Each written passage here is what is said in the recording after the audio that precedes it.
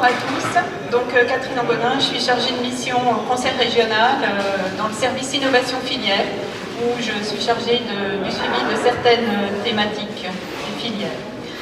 Vous savez qu'en ce moment se déroule le mois de l'innovation du 25 septembre au 20 octobre. C'est un événement co-organisé par l'ARTI, l'Agence économique régionale, qui, dès le 1er octobre, on pourra parler du nom de cette agence, c'est la date officielle de sa création. Donc un événement co-organisé par l'AER, l'agence et la CCIR, et soutenu par la région. Donc, dans ce cadre-là, je vais vous parler du schéma régional de développement économique, d'innovation et d'internationalisation, avec un focus sur le financement de l'innovation qui est la thématique du mois de l'innovation. Ce schéma, il est lié à la loi NOTRe, la loi NOTRe qui rend la région collectivité responsable sur son territoire de la définition des orientations en matière de développement économique. Et donc, dans ce cadre-là, chaque région adopte son schéma, son SRD E2I. En Bourgogne-Franche-Comté, ça a été le résultat d'une large concertation avec les différents partenaires du développement économique à l'occasion d'ateliers, d'échanges, de propositions. Donc, ce schéma a été adopté par les élus fin décembre 2016. Alors, l'ambition de ce schéma, c'est de définir les orientations pour un développement économique innovant, durable, c'est-à-dire qui permet la création et le partage de la valeur ajoutée pour favoriser l'emploi et favoriser aussi la transition écologique, énergétique. Un développement économique équilibré partout sur le territoire, favorable au maintien des activités économiques. Donc, il porte une vision d'avenir partagée entre les acteurs privés, publics, des actions à conduire pour la région. C'est vraiment le document de référence sur lequel on peut se baser pour concourir au même objectif. Et ce SRDE2I a identifié des défis majeurs à relever, comme l'innovation, l'internationalisation, le développement de l'économie sociale et solidaire, la transition énergétique, écologique, l'entrepreneuriat, etc. Alors ce schéma, il est organisé autour de 4 axes stratégiques. Donc, je vais passer directement à l'axe 1, qui concerne le soutien aux entreprises.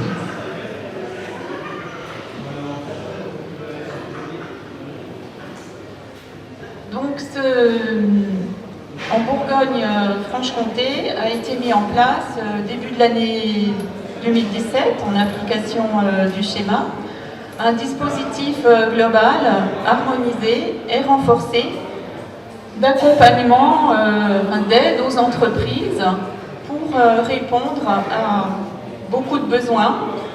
Ça peut être, il y a différents types d'aides, des aides à la création, au conseil stratégique, au développement, à l'investissement, à la transmission, à l'immobilier, c'est possible aussi.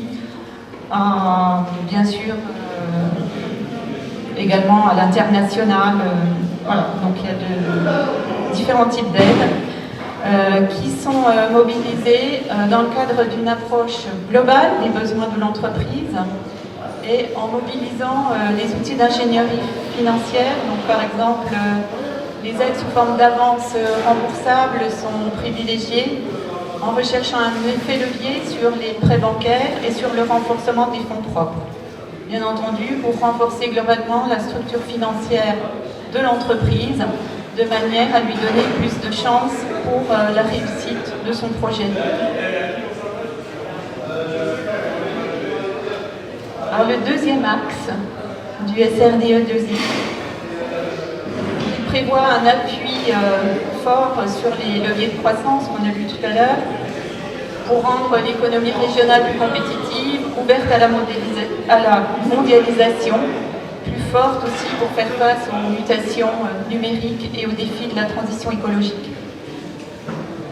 Donc sont prévus bien entendu la promotion de l'innovation, de l'expérimentation. Donc il y a des choses qui se font actuellement, par exemple avec le réseau des développeurs de l'innovation, avec l'agence économique régionale, avec les pôles, avec les clusters. La consolidation du lien entre le développement économique et la formation professionnelle est également recherchée. Donc il s'agit de la sécurisation des parcours, de la formation des demandeurs d'emploi pour répondre aux besoins des entreprises. Sur le champ de l'international, donc vous savez que la région a missionné la CCIR pour l'organisation et la mise en œuvre d'un programme sur les salons à l'international, sur des missions collectives à l'international aussi. La région travaille aussi en partenariat avec l'agence pour tout ce qui touche à la promotion et l'attractivité du territoire. Est prévu également dans le schéma un accompagnement pour la transition numérique, écologique, énergétique. Donc là, il y a des choses qui vont se mettre en place. Il y a des aides individuelles qui existent dans ce domaine-là, mais des actions collectives sont prévues. Et le renforcement également de la performance industrielle et de l'industrie du futur, par exemple pour le financement de diagnostics et la mise en place de plans d'action dans les entreprises. C'est le dispositif qui existe actuellement. Le SRDEI prévoit également que la région travaille de manière rapprochée avec les territoires, notamment les EPCI, les établissements publics de coopération intercommunale, comme les communautés d'agglomération, les communautés de communes ou leurs groupements, puisque la loi NOTRe, elle reconnaît aussi la compétence de cet échelon de collectivité dans le domaine de l'accueil, de l'immobilier. Et donc la région, pour des questions bien entendu de cohérence avec son SRDE2I, cherche à travailler avec ces structures. Il y a des conventionnements qui sont en cours de réflexion, qui commencent à être mis en place pour parvenir, entre autres, à une complémentarité des aides pour les entreprises. Le développement économique sur les l'accompagnement du développement économique sur les territoires se traduit aussi par la mise en place d'un réseau d'animation des territoires qui regroupe des agents de la région, des agences de développement, des agences de développement locales sur les communautés d'agglomération ou de l'agence économique, puisque une des missions de l'agence économique régionale, c'est aussi de couvrir le territoire sur des secteurs qui ne sont pas pourvus par des agences locales. Donc ces personnes se réunissent avec des experts aussi des services de l'État, de BPI, pour suivre, pour détecter des projets sur le terrain, pour avoir un suivi des entreprises. Cet accompagnement des territoires, il s'est traduit aussi par la mise en place au sein de l'agence économique régionale de développeurs économiques qui interviennent localement pour accompagner les projets d'entreprise et pour appuyer aussi en apportant une expertise les EPCI sur leurs projets en cohérence avec les orientations du SRDE2I. L'axe 4 dans le schéma prévoit une gouvernance coopérative qui se traduit par la mise en place de comités de suivi, de pilotage à différents niveaux. À un niveau global, par exemple, au printemps, a été mise en place une conférence de suivi de l'action économique régionale. Et au niveau local, on met en place des comités de suivi de pilotage, par exemple pour les filières, pour des projets d'innovation. Alors, je vais vous parler maintenant plus peut-être de l'aspect financement de l'innovation. Donc, au sein de la région, donc, comme je vous le disais, il y a un service innovation filière donc, qui est composé de 9 personnes. Je vous ai donné les noms des différentes personnes du service et de leur mail que vous pouvez contacter, bien entendu, si vous avez des questions. Donc cette aide au développement de l'innovation, elle se traduit donc par un accompagnement complet au service des entreprises, donc avec une prise en compte de l'innovation sous toutes ses formes, l'innovation produit, l'innovation service, l'innovation process organisationnel.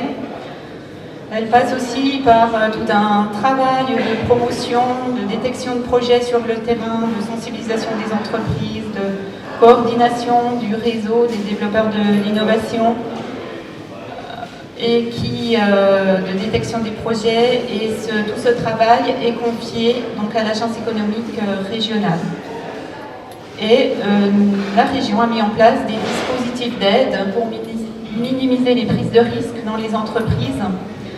Donc, ça se traduit par le soutien des pôles de compétitivité et des clusters qui accompagnent les projets d'entreprise, qui peuvent conseiller les entreprises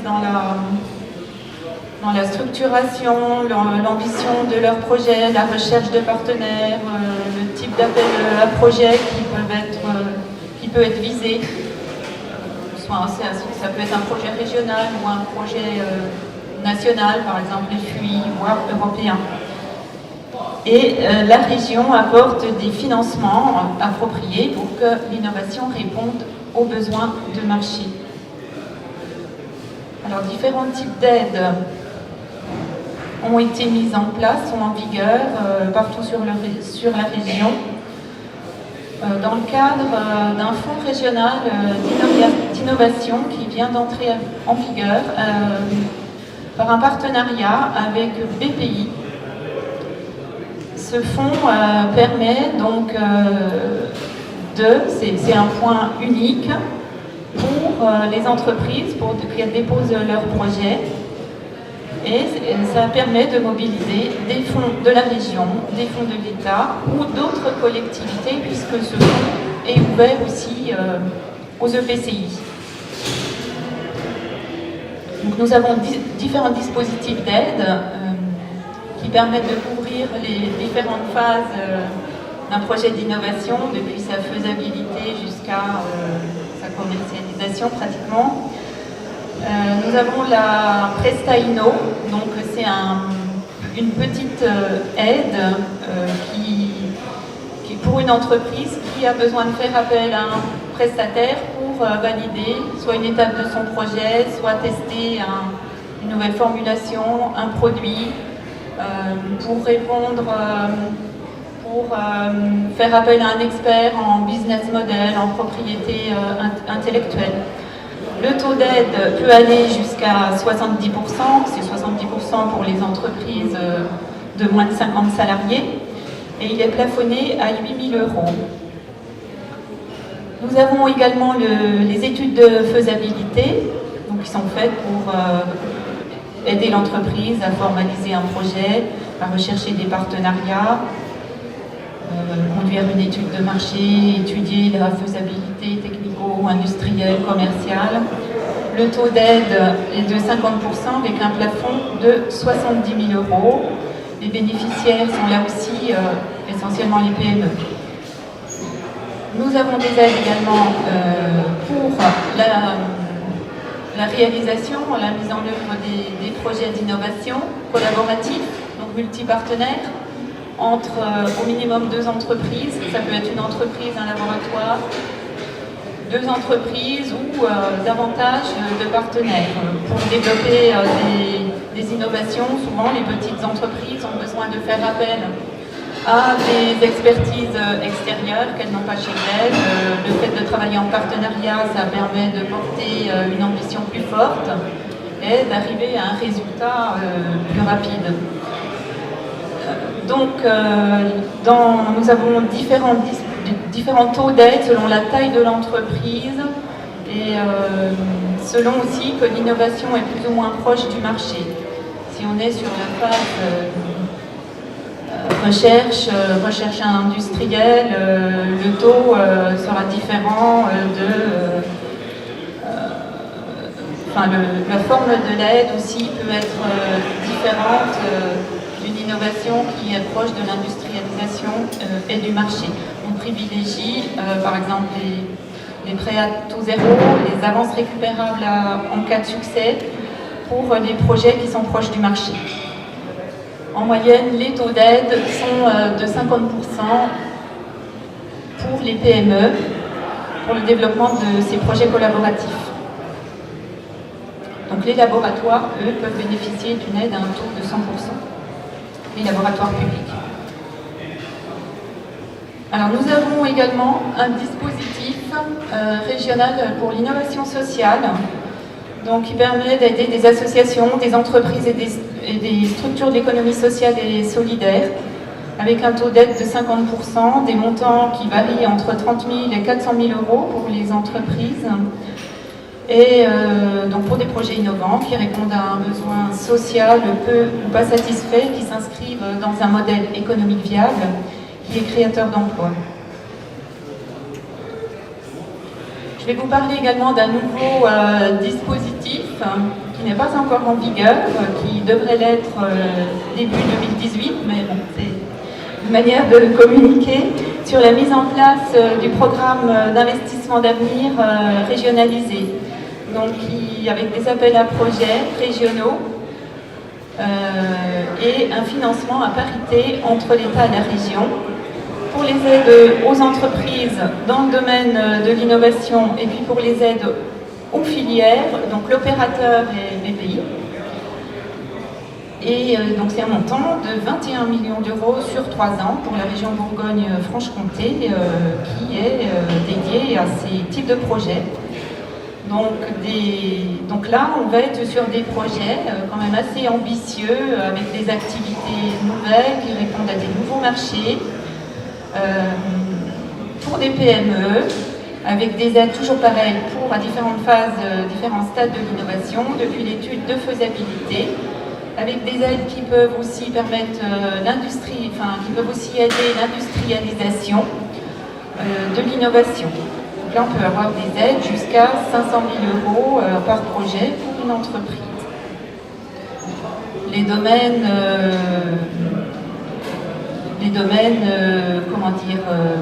domaines thématiques liés à ces projets, ceux du SRDE2I.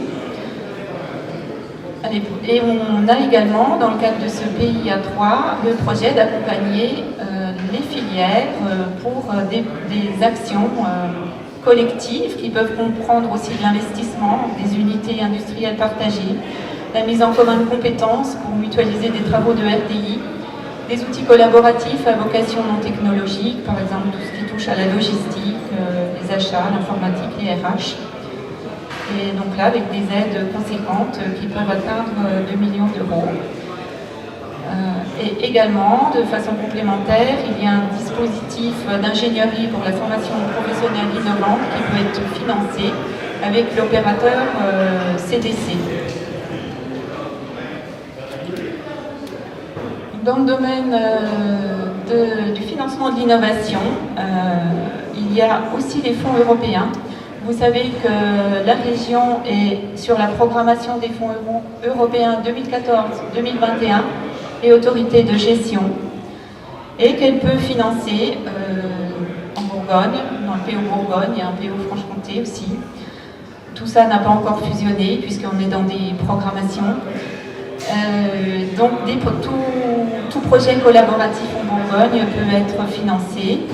Et il y a des domaines stratégiques qui ont été identifiés, ce qu'on appelle des domaines liés à la spécialisation intelligente. Par exemple, ça peut être la qualité de l'environnement, des aliments, de l'alimentation, des écomatériaux. Et ces projets, des projets qui répondent à cette thématique peuvent bénéficier de financements conséquents. Alors, dans le cadre de la programmation FEDER, nous avons un programme de coopération Interreg France-Suisse. Mais je crois que le département de Lyon n'est pas concerné, donc on peut passer à la diapo suivante. Et donc là, sur cette diapo, vous sont indiqués, je ne sais pas si on voit beaucoup, les adresses des sites internet et puis des contacts pour demander des informations, des précisions, déposer des projets pour bénéficier de fonds européens.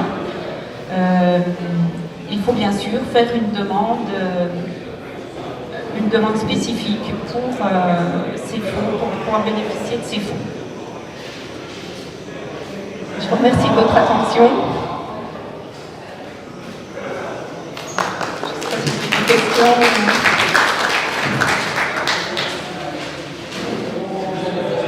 pas si vous avez des questions.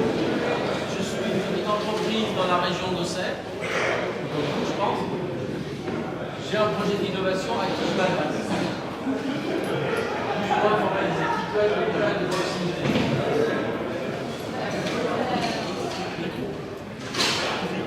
Si vous êtes en contact.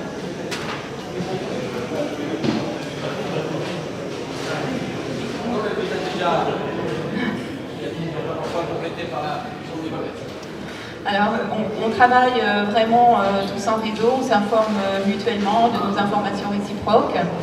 Et si cette personne connaît quelqu'un de l'agence économique régionale, elle peut contacter cette personne qui nous relaiera, qui pourra peut-être traiter directement sa question en mobilisant la Prestaino, puisque l'agence économique régionale est l'instructeur de ce type d'aide.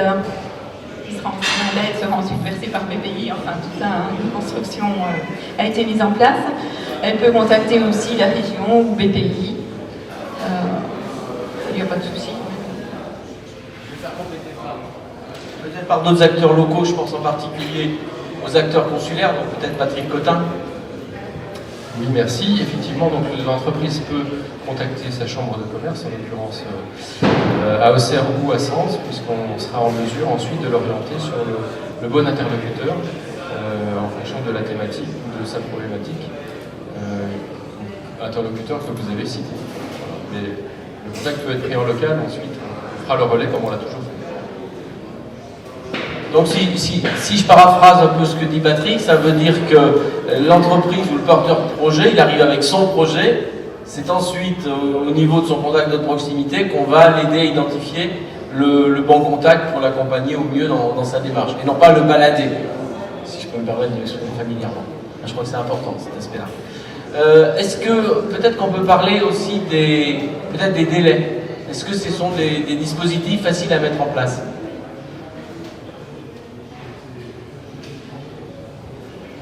Merci. Donc avec la mise en place du Fonds régional d'innovation, les délais sont raccourcis puisqu'on n'a plus besoin de faire délibérer les élus sur l'accord de l'aide. Donc on raccourcit les délais. Il y a des comités qui se réunissent tous les mois pour donner un avis sur ces projets. Et c'est suffisant ensuite pour que l'aide puisse être mise en place. Voilà. Allez-y, d'autres questions?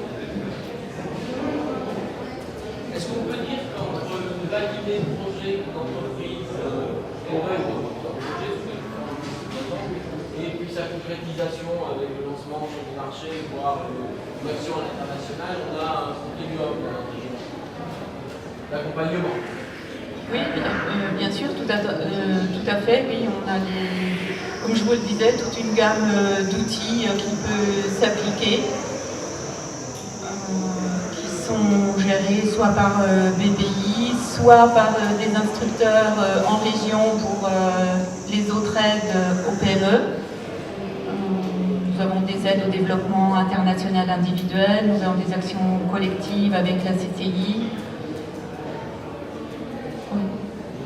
Le continuum existe, je crois que c'est important de le dire, mais c'est vrai que dans les préconisations qu'on peut formuler, au départ, c'est pas mal de prendre la tâche du contact de proximité. Et ensuite, bien évidemment, nous mettre en relation avec les chiffres. C'est important. Une autre question? questions? Gérard, allez.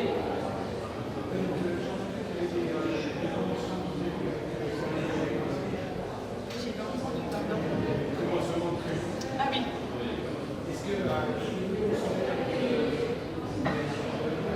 Par exemple, avec l'agglomération d'Auxerre, c'est déjà, la convention est déjà signée, elle est en cours, elle est...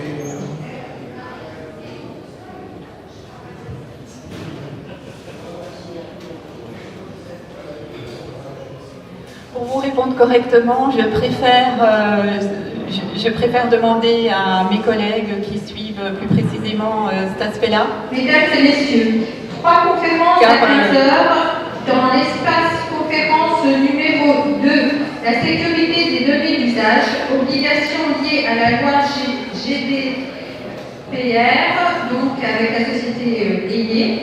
Dans l'espace conférence numéro 3, les enjeux clients du mécanisme de capacité, comprendre cette nouvelle facturation et connaître les leviers d'optimisation avec Enedis. Donc vous pouvez rejoindre ces 2 espaces, les conférences vont débuter. Merci beaucoup, au revoir. Oui, je ne vais pas pouvoir vous répondre précisément sur ce sujet-là, mais en tout cas pour une entreprise, si elle souhaite bénéficier d'une aide de la communauté d'agglomération, en plus de celle de la région, ou inversement de la région sur l'immobilier, en plus de la communauté d'agglomération, elle fait ses demandes aux 2 collectivités et on s'arrange ensemble pour s'autoriser mutuellement à mettre en œuvre ces aides. Voilà ce que je peux vous dire. Je voulais vous parler, excusez-moi, je ne sais pas, vous avez peut-être d'autres questions? Je voulais faire la publicité d'une action collective, j'en ai peut-être pas beaucoup parlé. Les entreprises peuvent bénéficier d'actions d'aide à des actions collectives qui répondent à des objectifs communs entre les entreprises. Et au cours de ce salon, j'ai vu qu'il y avait beaucoup d'entreprises dans le domaine de la métallurgie et de la mécanique. Et a été mis en place un dispositif d'accompagnement à la stratégie d'innovation dans les entreprises, le dispositif Corinne. Je ne sais pas s'il y a des entreprises qui sont intéressées, mais sachez qu'elles peuvent bénéficier d'une aide intéressante pour 20 jours de prestations. Je crois qu'une autre personne en parlera tout à l'heure. Merci, c'est bon. Donc peut-être là vous avez compris, on vous a dressé le panorama de manière exhaustive, peut-être, mais pas forcément de manière très précise, et c'est pas forcément adapté à votre projet propre. Donc cette histoire que Catherine vous a présentée, effectivement, vous vivez à tous les volets, ils sont larges. Comme on le disait, il y a un vrai continuum d'accompagnement. Vous avez aussi la possibilité, ici, dans quelques minutes, de pouvoir rencontrer de manière plus personnelle, de manière peut-être plus confidentielle, les acteurs de la place qu'on a cités. On a cité BPI France il y a un instant, on a cité Invest PME, on a cité un certain nombre d'acteurs qui peuvent intervenir dans le financement. Je pense aux banques privées qui sont notamment exposantes dans le cadre de ce salon. On a cité la Chambre régionale de commerce et d'industrie avec ses dispositifs d'accompagnement, notamment sur certains volets européens. Bon, je ne vais pas revenir dessus. Vous avez tout à fait l'attitude de les rencontrer dans les minutes qui suivent en prenant simplement rendez-vous. Il y a un espace d'échange qui est prévu à quelques dizaines de mètres d'ici. Voilà, donc n'hésitez pas, on est là pour ça.